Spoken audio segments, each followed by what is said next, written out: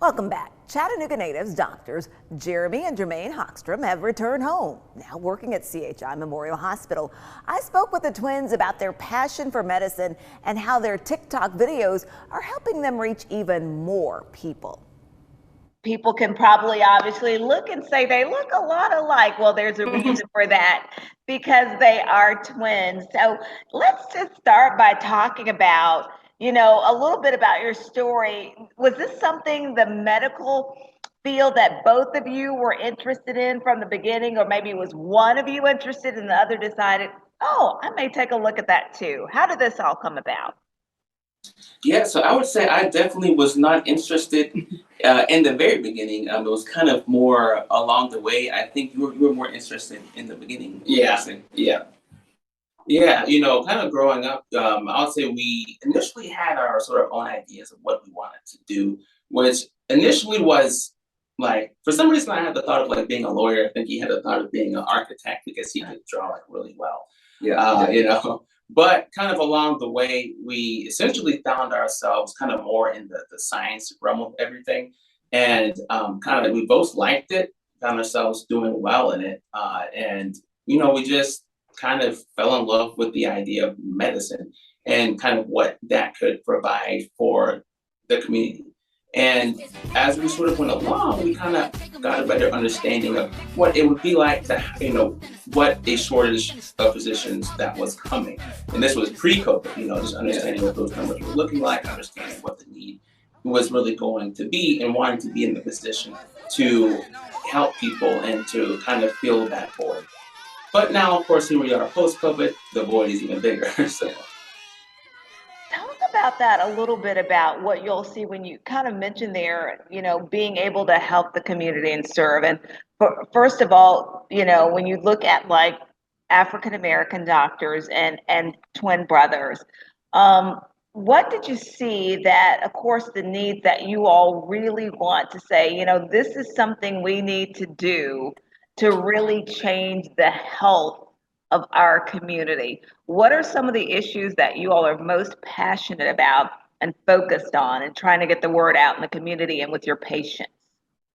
yeah, for us, it also started with a lot of what we kind of didn't see, which was a lot of representation. yeah. And I would say, it's definitely no secret that we have, a lot of representation of African Americans in medicine.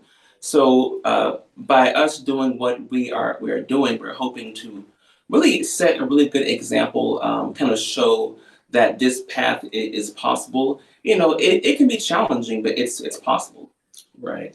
Everybody's path is going to be very different, and going through this process alone, we've definitely seen, now being on both sides of it. We've seen we know what it takes. We've seen the successes, we've seen the failures.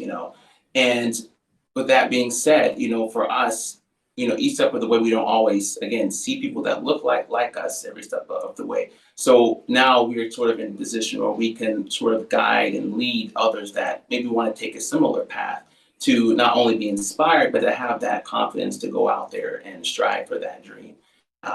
I would say, things that we're passionate about, really is primary care, which is what we're in now. Yeah. Because we're big believers in preventative medicine and really preventing disease progression to the point of, end stage renal disease, heart failure, things like that.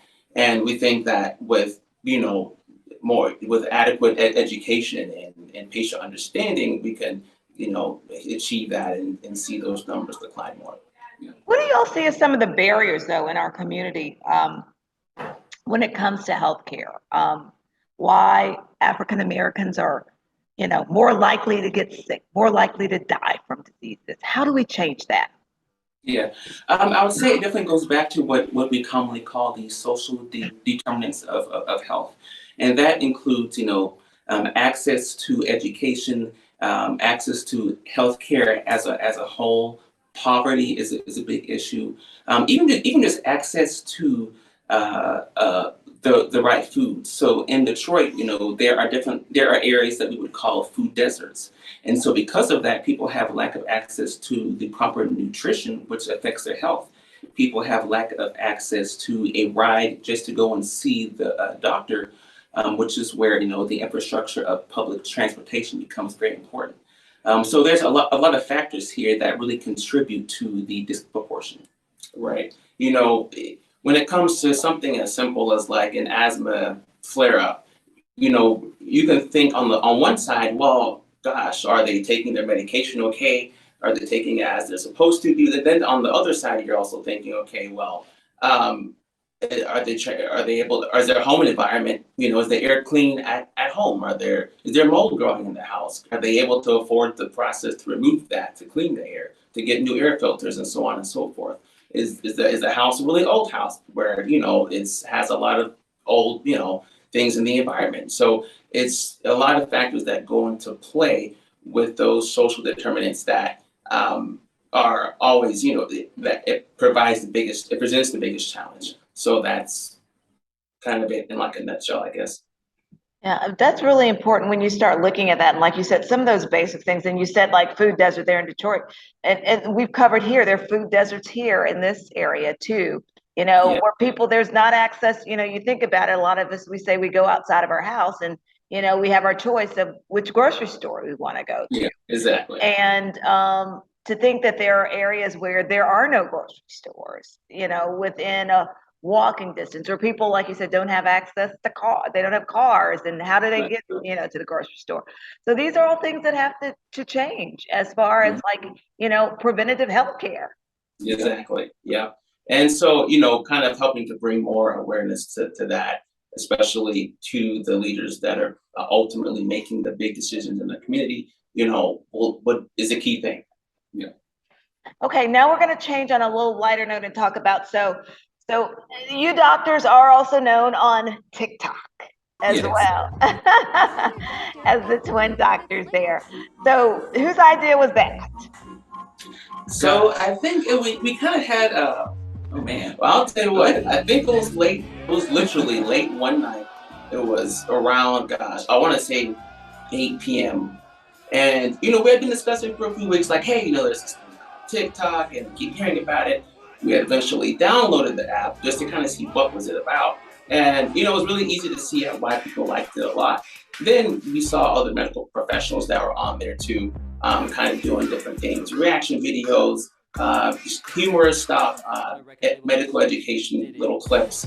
And we decided, let's get on there, partly because we think that we're kind of unique, being African American, and kind of have a story to tell. Other people will be able to essentially see us and hopefully be inspired. And then another part of it was just to have some fun, to show a different light to medical professionals, especially in the time of COVID, because we're talking 2020 when we started. And so for us, we initially started it kind of for fun, late one night, made a quick video. I think our very first video was, at the time, it was the Wipe It Down challenge video, and like the mirror where you do the wipe it down and then you like kind of transition. And that's what we started with, posted it really, really late, like 10 p.m. just for the fun of it. And then we woke up the next morning and started seeing these numbers on the video, which at the time we didn't know what the numbers were. So we had to ask actually our younger sister, like, what are these numbers? And she's like, no, those are the views. And we were like, oh, these are views? And at that point, it was like 20,000, and then it kept growing to like 100,000.